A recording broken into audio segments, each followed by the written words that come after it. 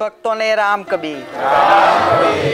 आप अपना लिया ओ लखी पद्मनाभ बदन राज, स्वामी सेवक कमली जीवना कियो भक्त को काज।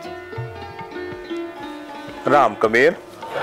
कबीर संतो, આપણે સૌ અહીંયા ભેગા થયા છીએ આપણી ઓળખ માટે।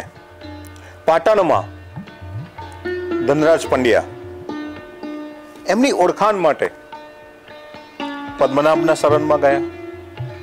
ત્યાં ગયા ત્યારે એમને ભક્તિ મળી, એમની ઓળખાણ મળી।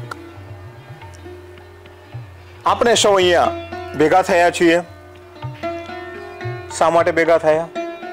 આપના સૌના પરિચય માટે। તો આપનો પરિચય મેળવવા માટે આપણે સૌ આતુર છીએ। આપણે પરિચય મેળવવો છે। પરિચય મેળવવા માટે અમે તો આતુર છીએ, પણ તમે અમેરિકામાં રહો છો, તમે આતુર છો? તમે રજીસ્ટ્રેશન કરાવ્યું? ના કરાવ્યું હોય તો તૈયાર થઈ જાઓ। આપણે ત્યાં આપના સૌનો પરિચય મેળવીશું।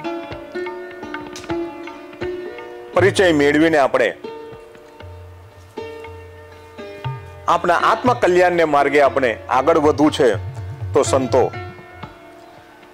આ બધા સૌ સંતો તૈયાર છે પરિચય મેળવવા માટે?